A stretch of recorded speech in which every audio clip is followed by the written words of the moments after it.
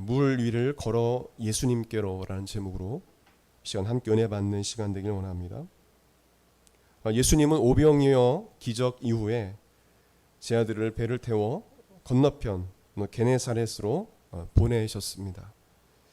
그리고 혼자서 한적한 산에 기도하시러 가셨습니다. 예수님의 기도는 새벽까지 1시, 2시가 넘도록 예수님은 기도하셨습니다. 새벽 3시경에 제 아들의 배는 10리가 넘는 요한복음 6장 19절에 보게 되면 거리가 나와 있는데 약 5km에서 6km 정도 떨어진 약간 중간 지점에 있을 때 큰 풍랑을 맞이하게 됩니다. 칠흑같이 어두운 갈릴리 호수에 강한 바람과 큰 파도가 일기 시작했습니다. 제 아들은 이 큰 풍랑으로 인해 매우 위험한 상황에 처하게 되었습니다. 대부분 제 아들은 어부였습니다. 배를 누구보다 잘 아는 자들이었습니다. 그러나 그들은 위험을 간지하고 자신들이 어찌할 수 없는 그 상황까지 갔음을 알고 무서워했습니다. 어부인데 무서울 정도면 얼마나 큰 풍랑이 일었는지 우리가 알 수 있습니다. 그때 예수님께서 새벽까지 기도하시고 그들이 고난 가운데 있는 것을 아시고 바다 위를 걸어서 그들에게 오십니다. 예수님은 그냥 그 제들의 배에 나타날 수도 있는 그런 분이신데 분명 어떤 이유가 있어서 제들에게 어떤 것을 알려주시기 위해서 바다 위를 걸어오시는 그 사건을 우리에게 보여주시고 있는 것입니다. 제들에게 무언가 말씀해 주시기 위해서 예수님은 그 풍랑이 있는 바다를 걸어오십니다. 여러분, 예수님께서 바다 위를 걸으신 것에 대해서 이성적이고 철학적이고 과학적인 넌 크리스찬들, 무신론자들은 비난하고 조롱하고 예수님 물 위를 걸어가 가신 것에 대해서 말이 되냐, 있을 수 없는 일이다 그렇게 이야기하지만 이성적으로, 과학적으로, 철학적으로, 인문학적으로 뛰어난 그들이 그것을 자신들이 주장하는 그 목적을 가지고 자신들이 이 땅에서 이룬 것이 무엇입니까? 아무것도 없습니다. 어디로 와서 어디로 가는지도 모르고 단지 이성적으로 자신의 그 의지적으로 도저히 자신의 그 한뭉적으로 이해할 수 없다라고 하고 예수님의 그 기적 사건을 받아들이지 않습니다. 그런데 그들의 삶 가운데는 아무런 기적도 일어나지 않아요. 하나님의 어떤 기적을 경험할 수 없습니다. 그냥 철학적으로 살다가 인문학적으로 살다가 가는 것입니다. 이성적으로 살다가 과학적으로 살다가 가는 것입니다. 여러분, 예수님께서 바다 위를 거시는 건 아무것도 아닙니다. 예수님은 죽은 자도 살려주시는 분이십니다. 실제로 주변에도 그런 놀라운 역사가 일어나요. 예수님은 오병이의 역사를 일으키시고 이 자체도 믿을 수 없는 사건이죠. 또한 예수님은 바다 위를 걸어오십니다. 믿을 수 없는 일들을 주님께서 지금 행하시고 있는 거예요. 왜 그럴까요? 왜 그럴까요? 우리 삶 가운데 믿을 수 없는 일들을 주께서 보여주시기도 합니다. 믿을 수 없는 고난과 고통을 주기도 합니다. 욥처럼. 왜 그럴까요? 예수님은 우리에게 어떤 걸 요구하고 계시는 것입니까? 너희 믿음이 어디 있느냐? 저 여러분의 믿음을 테스트하시는 거예요. 굳이 오병 역사를 일으키지 않아도 돼요. 그냥 돈 주셔서 사오라 할 수도 있습니다.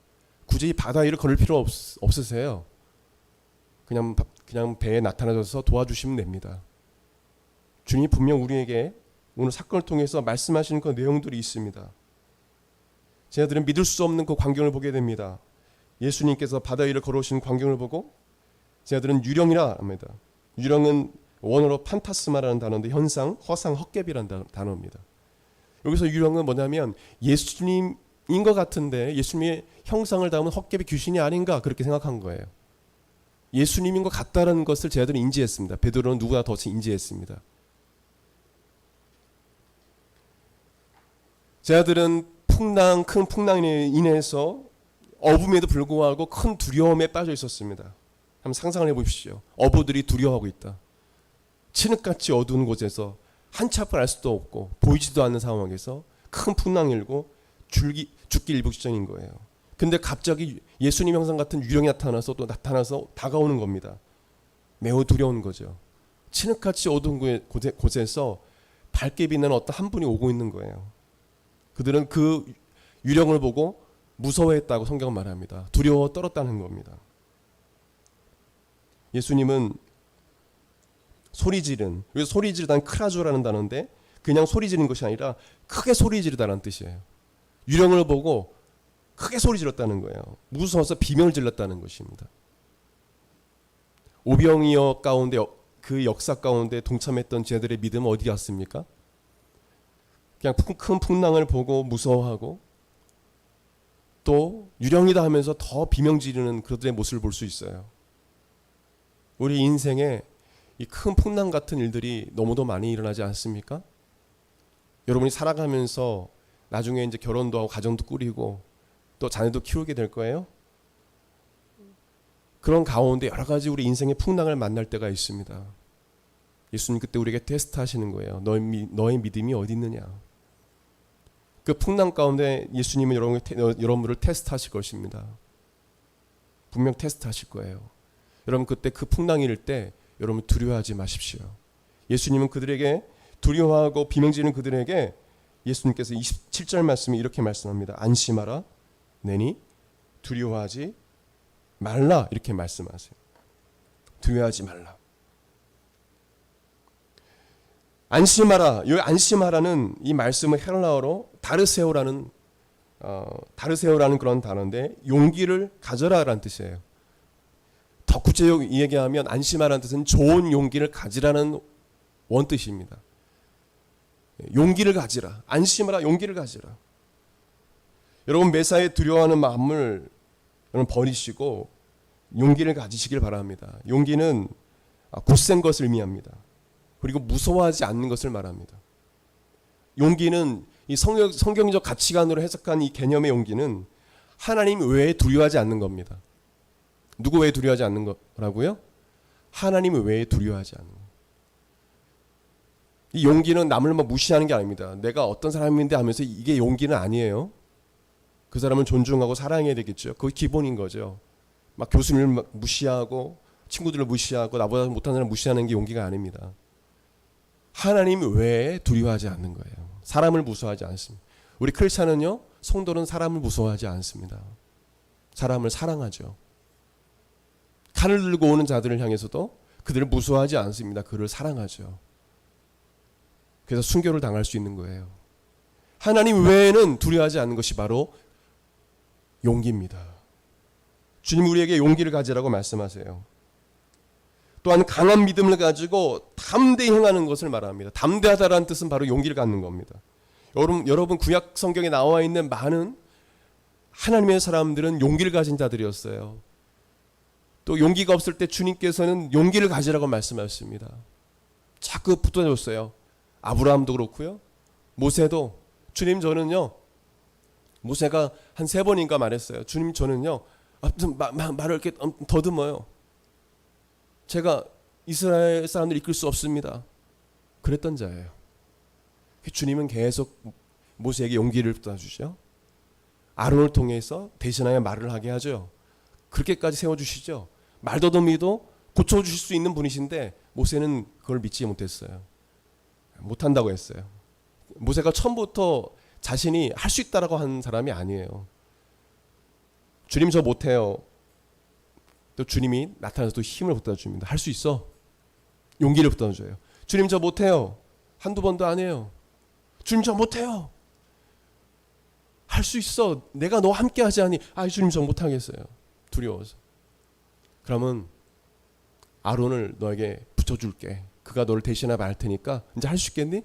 그러면 할 수 있을 것 같아. 여러분 하나님의 사람들은요 처음부터 다 그렇게 강하고 담대했던 사람들이 아니에요. 여러분 여호수아도 마찬가지입니다. 모세가 죽고 나서 그 뒤를 잇는 여호수아도요 이스라엘 사람들을 이끌기 참 두려웠습니다. 내가 이걸 감당할 수 있을까?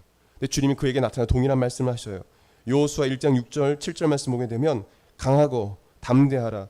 너는 내가 그들의 조상에게 맹세하여 그들에게 주리라 한 땅을 이 백성에게 차지하게 하리라. 오직 강하고 극히 담대하여 나의 종 모세가 너에게 명령한 그 율법을 다 지켜 행하고 우러나 자로나 치우치지 말라. 그리하면 어디로 가든지 형통하리니. 용기를 가지라는 거예요. 용기를 잃어버리면 안 된다는 것입니다. 형통할 수 있는 비결 중에 하나가 뭐냐면 하나님에 두려워하지 않고 담대하게 용기를 갖는 거예요. 학업도 마찬가지예요. 용기를 갖고 하는 거예요. 자신 있게 하는 거예요. 결과가 어떻든 중요하지 않습니다. 결과는 하나님의 뜻에 있어요. 내가 이건 분명히 난 붙을 거야. 분명히 나는 게 잘 될 거야. 근데 인생이 그렇게 뜻대로되지 않지 않습니까? 안 되게 하시는 경우도 있어요. 분명히 이거는 되는 건데 안 되게 하시는 경우도 있어요. 중요한 건 뭐냐면 어떤 일을 하든 믿음을 가지고 용기를 가지고 행하는 것입니다. 주님이 그걸 원하시는 거예요. 강하고 담대히 행하는 거예요. 여러분 군대에서도 충성 이런 사람들 별로 싫어해요. 상급자가 좀 못하더라도 충성하고 자신감 있게 자신 있습니다. 나 할 수 있어? 할 수 있습니다. 하면 됩니다. 이런 자를 좋아해요. 상급자들은요. 못하더라도 쟤 못하는데 그래도 자신감 있게 용기 있게 하네? 상급자가 잘해줍니다. 근데 할 수 있는데 저 못하겠어요. 나 힘들어요. 자꾸 뒤로 빼고 열애당하고 그런 자는 군대 잘 적응을 하지 못해요. 할 수 있다. 너 할 수 있어? 할 수 있습니다. 너 내가 볼 적에는 못하는 것 같은데 그래도 저는 할 수 있습니다. 너 안 힘들어? 안 힘듭니다. 군대에서 너 힘들어? 그럼 힘들어 죽겠습니다. 그러면 진짜 혼났거든요. 지금은 바뀌었어요. 힘들다고 하면 안 돼요. 안 힘듭니다. 이렇게 해야 되거든요. 지금 어떻게 바뀌었는지 모르겠습니다. 그러다가 엄청 혼나요. 힘들어 죽겠어요. 못하겠어요. 그런 말 없어요. 군대에서 무조건 직진해요. 그냥 하면 된다. 할 수 있다. 이거예요. 해보자 이거예요. 그래서 전쟁에서 이길 수 있는 거죠. 그런 군인 정신이 너무 중요한 겁니다. 영적으로도 마찬가지입니다. 이런 군인 정신이 필요해요. 용기를 갖는 것이 필요합니다. 그렇지 않은 안 믿는 사람보다 더 강하고 담대해야 돼요. 잘 못하더라도 뭐 발표를 하든지 뭘 하든 간에 하나님이 나와 함께 하신다. 교만이 아니에요. 용기를 가지고 겸손함을 가지고 그 바탕의 겸손함을 가지고 담대하게 자신 있게 하는 거예요. 그때 주님께서 우리를 도와주시는 것입니다. 여러분 사탄은요 용기를 잃어버리게 만듭니다. 더 이상 이제 할 수 없어. 무력감을 가져줍니다. 나는 무력해. 나는 무력한 것 같아. 난 여기까지인가 봐. 여기까지가 끝인가 보고 있지 않습니까? 그러고 맨날 노래 그러는 사람들은 그것만 부르다가 그냥 끝나요. 여기까지가 끝인가 봐요 하면서. 그런데 너무 좋아하지 마세요. 용기를 가져야 되는 거예요. 요즘 코로나 때문에 젊은이들 얼마나 힘듭니까? 어떤 꼬마애는 막 울더라고요. 예전처럼 돌아가고 싶다고. 놀고 싶다고. 예전처럼 밖에 나가서 뛰어놀고 싶다고. 마스크 없이. 어린이집도 마음대로 유치원도 마음대로 이렇게 마스크 벗고 돌아다니고 바깥에 뛰어들어가고 싶고 부모님과 물놀이도 가고 싶고 마음껏 할 수 있었으면 좋겠다라고 울더라고요. 이 시기 속에서 우리가 우울해하거나 그러는 것이 아니라 담대함을 가지고 용기를 갖기를 예수님을 축원드립니다. 사도 바울이 예루살렘에서 신문을 받고 40여 명의 유대인들이 사도 바울을 예수님을 전한다고 해서 사도 바울을 죽이려 하며 살해 위협을 했습니다. 40명들이 서로 하나가 되어서 사도 바울을 죽이지 않으면 우리는 먹지도 않고 마시지 않고 금식하면서 막 사도 바울을 죽이는 위협하는 자들이 있었습니다. 그때 사도 바울이 그런 어려운 가운데 있고 너무 힘든 가운데 있을 때 하나님께서 사도 바울에게 나타나서 이렇게 말씀하셨어요. 사도행전 23장 11절에 보게 되면 그날 밤 주님이 기도하는 중이었나 봐요. 그날 밤 주님이 바울 곁에 서서 이렇게 말씀하셨다. 용기를 내어라. 내가 예루살렘에서 나를 증거한 것처럼 로마에서도 증거해야 한다. 이렇게 말씀하셨어요. 뭐를 내어라? 용기를 내어라. 주님의 일을 하면서 항상 좋은 일만 있는 거 아니에요. 사도 바울은 주님께 쓰임받는 주의 종이었습니다. 수많은 사람들이 자신을 공격하고 바리새인 서기관들 대제사장까지 공격을 하고 10년 40년까지 내가 사도 바울을 죽이지 않고 우리들은 사도 바울을 죽이기 전까지는 먹지도 마시지도 자지도 않겠다 이런 사람들이 있었어요. 살해 위협을 당하고요. 어떻게 하나님의 사도요 복음을 전하는 자인데 왜 이렇게 어려움이 많습니까? 주님은 우리에게 믿음을 요구하시는 것입니다. 그럴지라도, 그리고 어려움이 있을지라도 용기를 갖기를 원하신다는 거예요. 한 번뿐이 아니에요. 유라굴로의 어떤 큰 풍랑일 때도, 로마로 가는 그 순간에도요, 주님이 밤에 나타나서 또 말씀하셨어요. 그를 위로해 주시고 힘을 내게 하여 주시고 한 명도 죽지 아니하리라 말씀해 주시고, 항상 위기 속에서 주님이 나타나서 용기를 내라, 용기를 내라, 용기를 내라 이렇게 말씀하셨어요.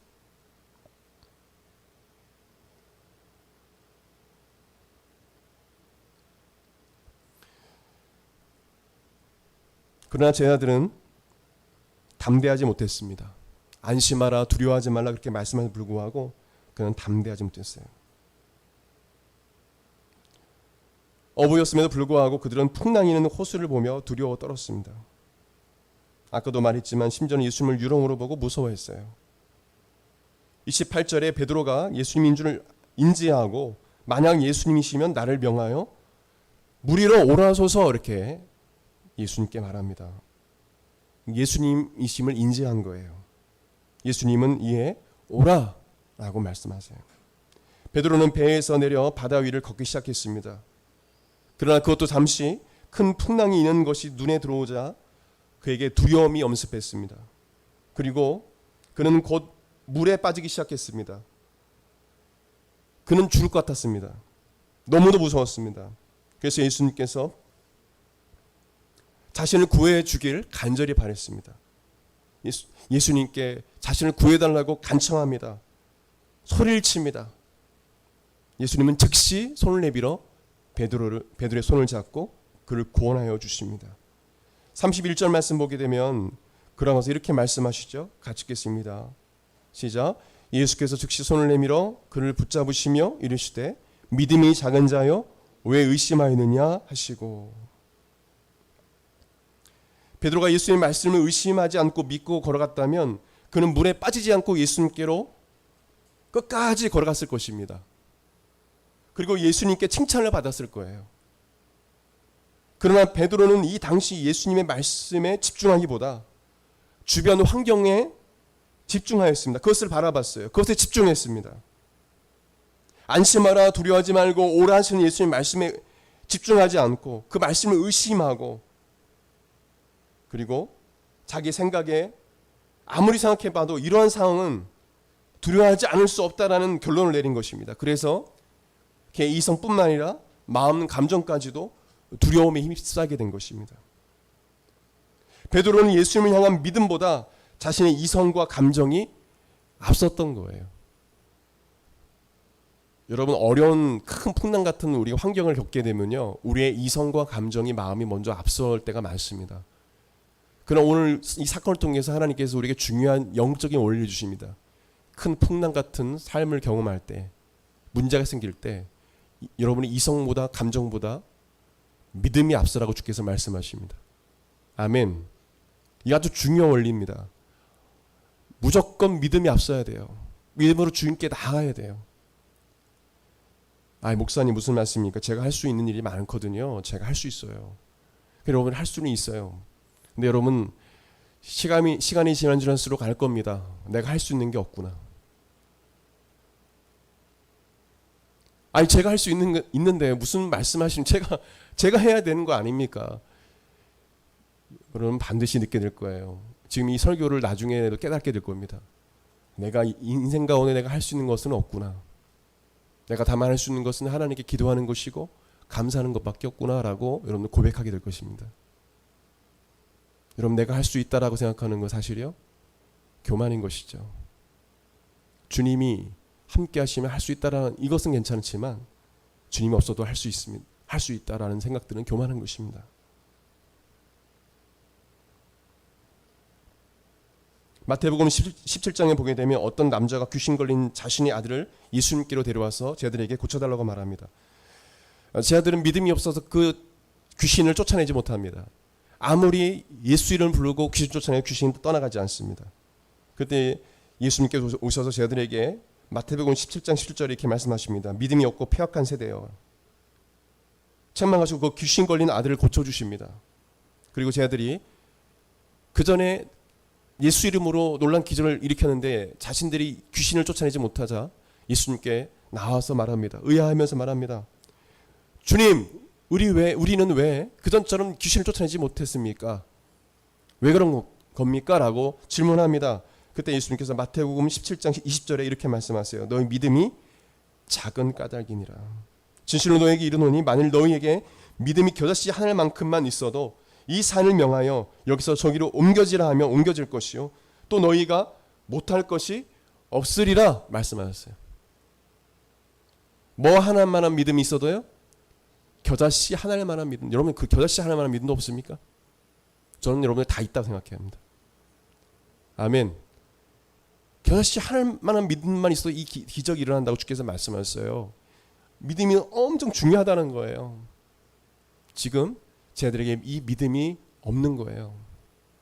그래서 기적이 일어나지 않는 것입니다. 하나님 말씀을 의심하는 순간 우리의 믿음은 자꾸 떨어지게 돼 있어요. 예수님께서 우리에게 경계하는 것은 의심하는 거예요. 우리 인간은요, 봐도 의심합니다. 제가 전에 얘기했죠. 저를 가르쳤던 성악 사사에 있던 백기영 교수님, 지금 은퇴하셨는데 명예교수로 있는데 공주대 사범대 완전 꼽초였는데 주님께서 펴주셨어요.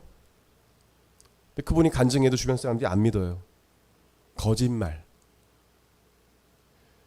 인간이 그게 간사해요. 저도 그분 등을 봤거든요. 의사들은 다 불가능하다.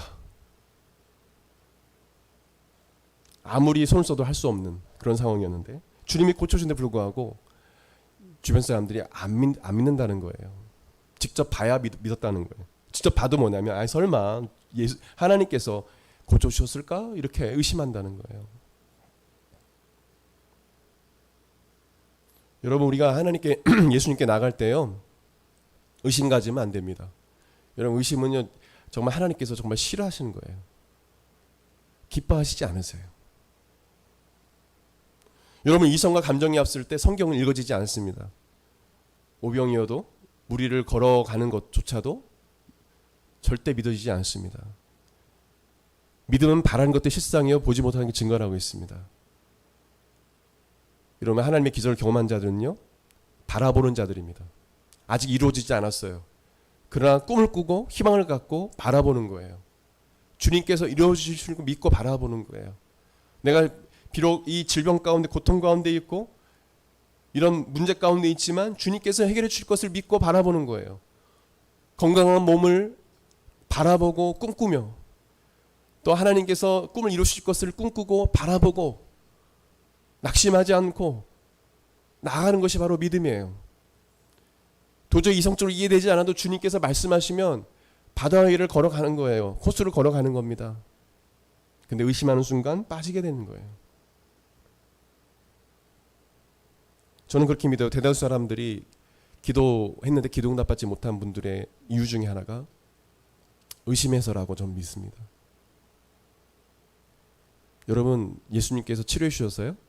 고침받은 분 중에 다시 재발하는 분들 봤어요. 그분들 이렇게 들어오면 의심을 해서 그렇더라고요. 주님의 치료는 완전하십니다. 아멘. 주님의 역사는 완전해요. 근데 우리가 의심하게 되면 그렇게 되는 거예요. 전에도 제가 여러분에게 소개했던 그분에 대해서 한 2년 전에 제가 소개했던 그분에 대해서 한 번 더 말씀드렸으면 좋겠어요.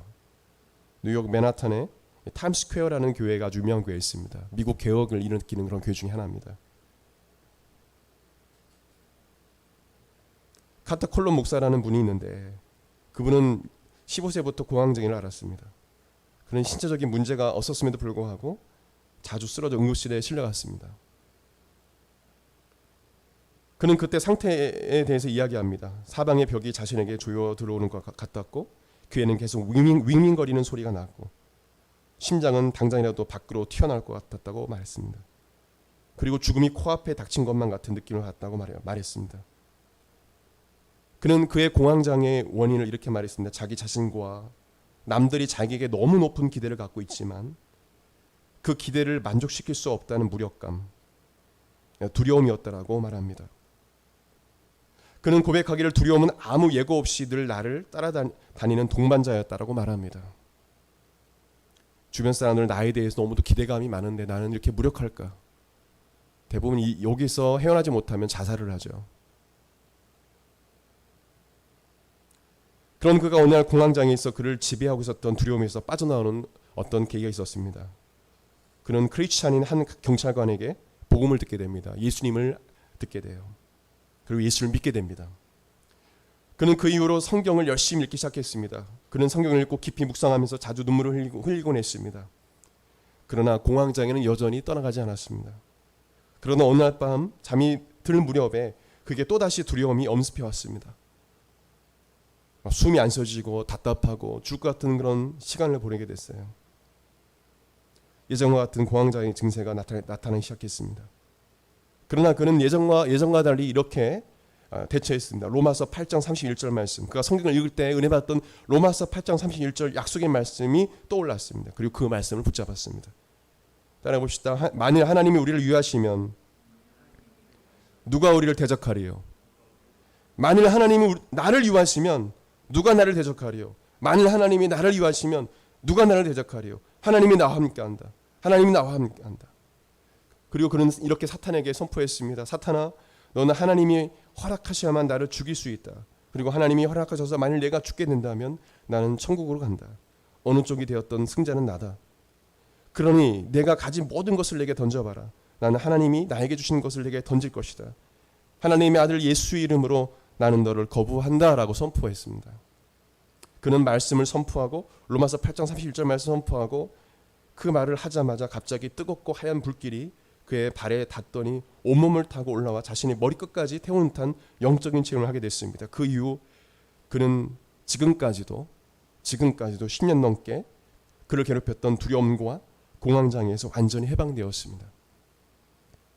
의학적으로 약을 통해서 해결받는 사람도 있지만 이분은 특별한 하나님의 은혜가 있었던 거죠. 예. 하나님께서 이분을 고쳐주신 것입니다. 카터 콜만이랑 한번 유튜브에 쳐시면 이분의 그 이후의 삶을 한번 보십시오. 얼마나 담대와 용기를 가지고 주님의 사역을 하는지 보십시오. 왜요? 주님은 만난 사건이 너무 분명하기 때문에, 주님은 살아계신 하나님을 믿기 때문에, 그분은 말씀을 붙잡고 살아온 사람이에요. 여러분, 말씀을 의심하지 않고 그 말씀을 그대로 믿고 담대히 선포할 때 사탄과 귀신들은 떠나갈 줄 믿습니다. 여러분, 말씀 의심하면 사탄이 역사하는 거예요. 그래서 교회 열심히 했던 사람들이 타락하는 겁니다. 더 타락하면 더 타락해요.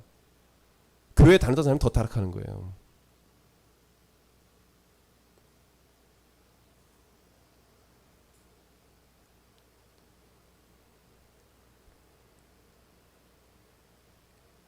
카튼 콜만이 목사는 두려움은 사탄의 강력한 무기라고 말합니다. 그리고 그 두려움에 속지 말라고 말합니다. 디모데후서 1장 7절 말씀 보게 되면 하나님이 우리에게 주신 것은 두려워하는 마음이 아니요 오직 능력과 사랑과 절제하는 마음이니. 하나님이 여러분에게 주신 마음은 두려운 마음이 아니다 말씀하셨어요. 이걸 믿으십니까? 결코 두려워하지 말라는 거예요. 그거는 사탄이 속는 거라는 겁니다. 오직 기록된 이 성경, 하나님의 말씀, 이 말씀, 성령의 검, 영적인 무기인 이 하나님의 말씀을 전적으로 믿고 의지하고 선포하는 여러분의 삶이 되길 바랍니다. 하나님의 말씀을 믿고 선포하고 나아갈 때 마귀 귀신들은 떠나게 되는 거예요. 두려움은 떠나게 되는 것입니다. 여러분, 많은 정치인들이 지금 대선 후보에 오른 자들이 대부분 다 그렇더라고요. 대부분이 다 그래요. 정치를 하는 데 있어서 자기가 너무 큰일을 하잖아요. 이제 대통령이 되니까 막 두려운 거예요. 어떻게 할지 몰라 하는 거예요. 떨기도 하고. 그때 사탄은 틈타는 거예요. 역술인들, 무당들이 달라붙습니다. 돈도 뜯는 것도 있지만 미혹하는 것이죠. 박근혜 대통령 때도 뭡니까? 이단이 사이비가 달라붙었죠. 최순실. 이단 사이비 교주의 딸 아닙니까? 지금 대선 후보들에게도 보면 역술인들이 달라붙는 거예요. 무당들이. 그들이 두려우니까 뭐냐면 찾는 거예요. 어떻게 하면 좋겠습니까? 그들이 하라는 대로 따라하는 거예요. 부적을 만들어서 베개에 넣고 옷에 갖고 다니고 속에 뭐 그리고 너무 안타까운 거죠. 제가 그래서 그분의 그런 분들이 있으면 제가 페이스북에 들어가서 혹시 그분이 있으면 제가 최근에 메신저를 보냈어요. 뭘 보냈냐면은 역술인 무당 따라가면 당신 망합니다. 하나님을 두려워하시고 예수 그리스도를 믿으십시오.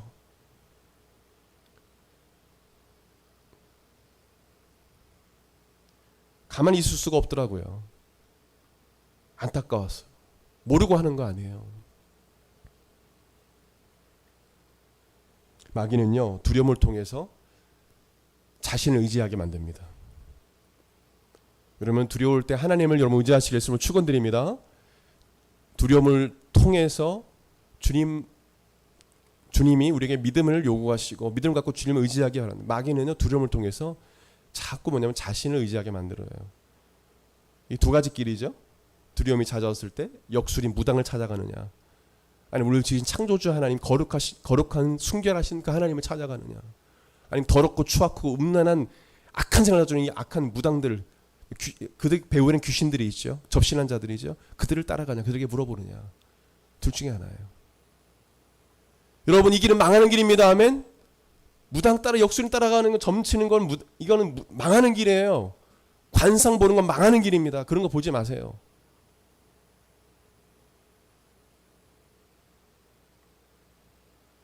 오늘 결단하고 아멘 합시다. 관상이나 역술이 나오는 프로 안 보겠다. 아멘. 보지도 마세요. 보면 여러분들이 시청률 올라가서 그 사람들이 막 활동하는 거예요. 여기저기서. 언제부턴가 TV프로에 무당들이 막 날뛰기 시작했어요. 연예인들에게 자꾸 무당, 역술인이 막 달라붙고. 이게 망하는 길이에요. 망하는 길. 하나님이 정말 가증스럽게 여기는 게 바로 이 짓이에요. 여러분, 정치인에도 막 달라붙고요. 사탄이 얼마나 역사하는지 모릅니다. 여러분, 정신 차려야 돼요.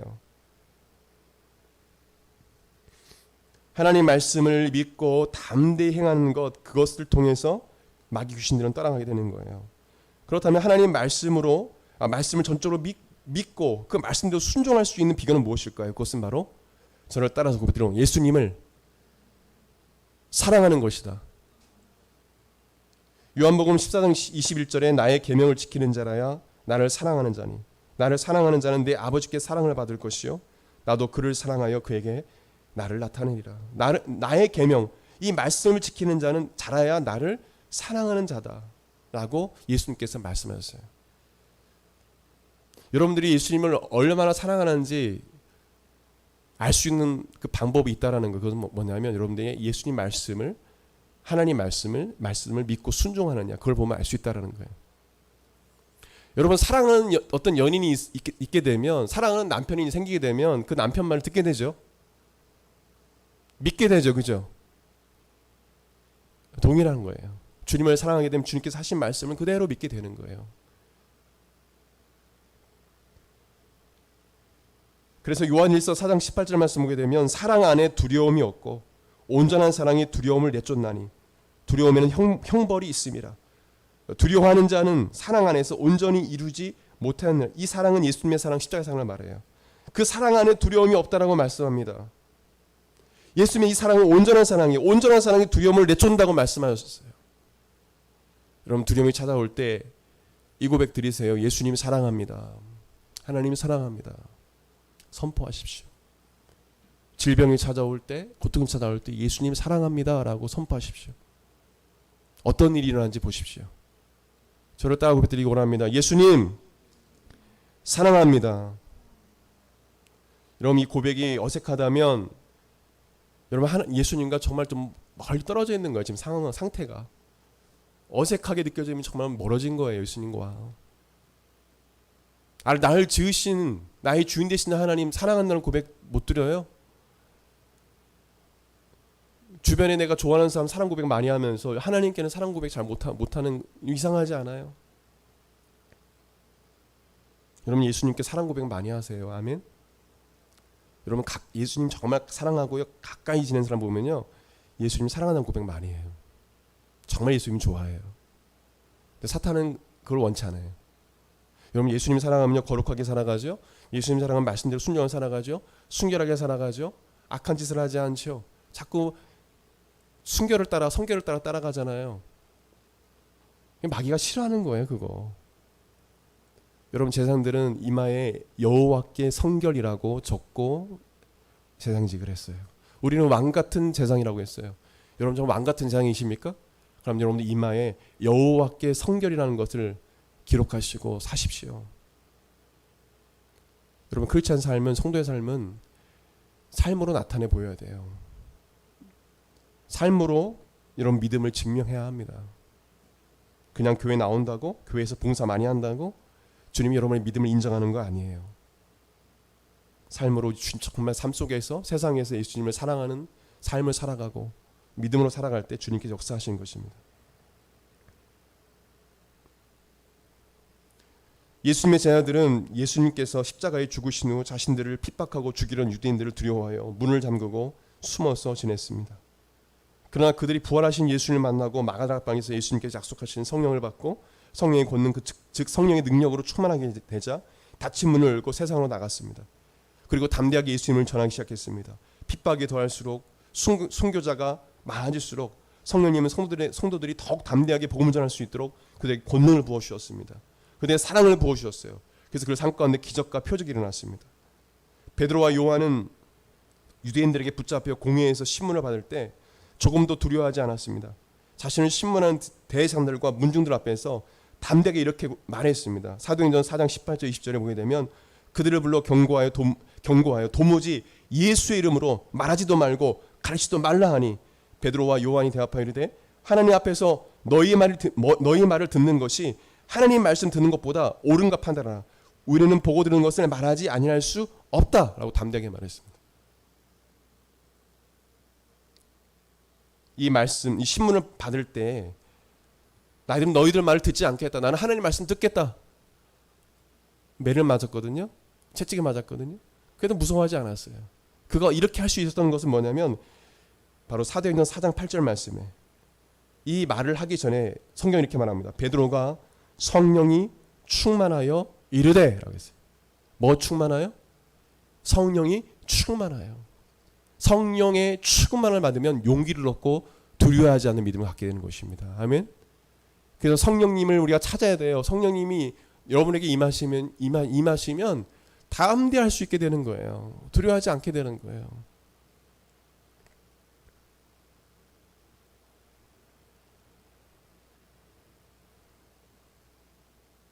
말씀을 맺기 원합니다. 사도행전 1장 8절에 예수님께서 부활하시고 승천하시기 전에 이렇게 말씀하셨어요. 오직 성령이 너희에게 임하시면 너희가 권능을 받고 이스라엘과 온 유대와 사마리아 땅끝까지로 내 증인이 되리라 하시니라 말씀하셨어요.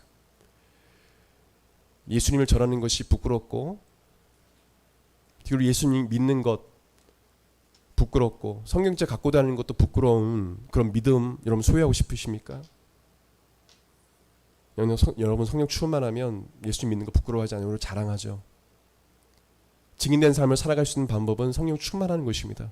저는 여러분들이 성령 충만하기를 예수님을 축원드립니다. 어느 곳에 있든지 주님을 증거하는 여러분 되기를 바랍니다. 그 삶을 여러분들 사십시오. 오늘 말씀을 정리하면서요. 우리 이렇게 기도했으면 좋겠습니다. 우리 다 같이 일어나서 기도했으면 좋겠습니다. 주님 저에게 용기를 주세요. 주님 저 두려워하지 말고요. 용기를 얻고 이 세상을 담대히 살게 해주세요. 주님께서 이 세상을 이겼다고 말씀하시지 않았습니까? 담대로 말씀하지 아니하셨습니까? 저에게 힘을 주세요. 성령님 저에게 힘을 주세요. 담대하게 살게 해주세요. 어떤 어려움이 와도 하나님께서 함께 하시면 할 수 있다는 믿음을 갖게 해주세요. 무력감과 두려움 속에 빠져서 머물러 있는 것이 아니라 뒤돌아보는 것이 아니라 주님만을 바라보고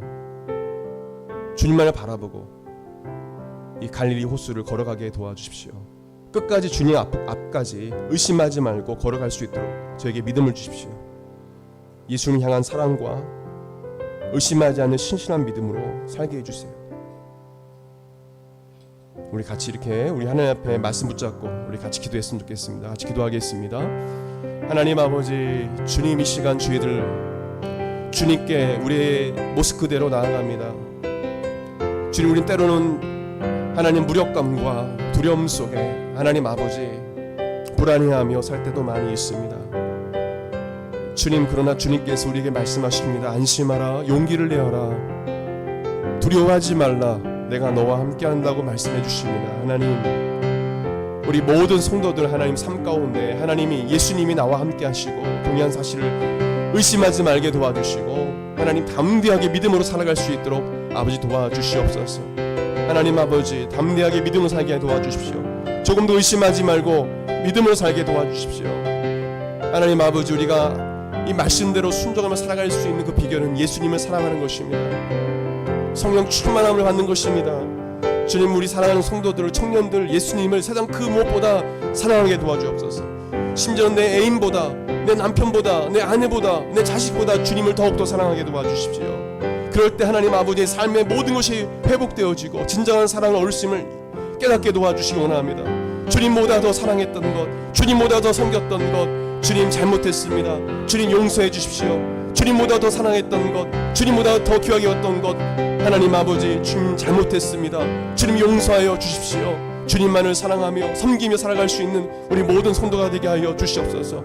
그래서 그 예수님의 사랑으로 하나님 이웃을, 또 이 친구들을, 내 가족을 사랑할 수 있는 마음을 이들에게 부어 주시옵소서. 오 하나님, 예수님의 사랑이 충만케 도와주시고 성령께서 이들에게 기름 부어 주셔서 담대하게 용기를 내어 하나님 이 세상을 살아가면서 하나님 아버지 학업에도 놀라운 하나님 아버지 성과 얻게 하시고 하는 모든 일 하나님 형통케 도와주시고 하나님 뛰어난 하나님 탁월한 하나님 능력들에게 부어 주시옵소서. 간증하게 도와주시옵소서. 하나님께 영광 돌리게 하여 주옵소서. 감사드립니다. 감사합니다. 귀하신 예수님의 이름으로 기도드립니다. 아멘. 우리 찬양 한 곡 하시고 우리 축도로 예배 마치도록 하겠습니다.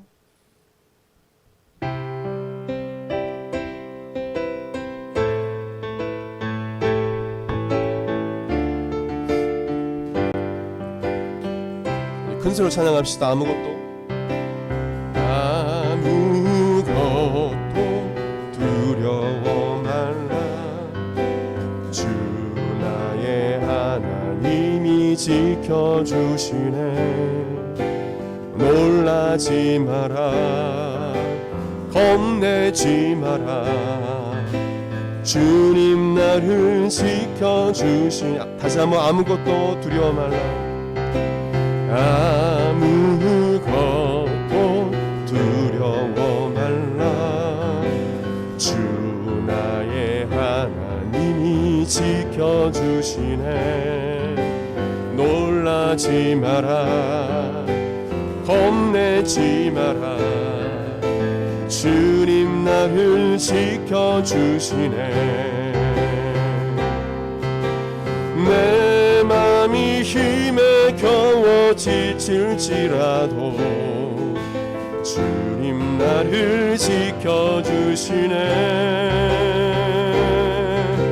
세상의 험한 풍파 몰아칠 때도 주님 나를 지켜주시네. 주님은 나의 산성,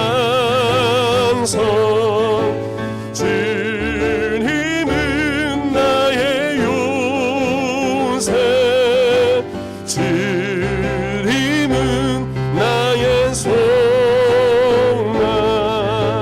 나의 힘이 되신 여호와. 내 맘이 힘에 겨워 지칠지 주님 나를 지켜주시네. 주님 나를 지켜주시네. 세상의 험한 풍파 몰아칠 때도 주님 나를 지켜주시네. 주님은 나의 산성, 주님은 나의 요새, 주님은 나의 소망, 나의 힘이 되신 여호와. 주님은 나의 산성, 주님은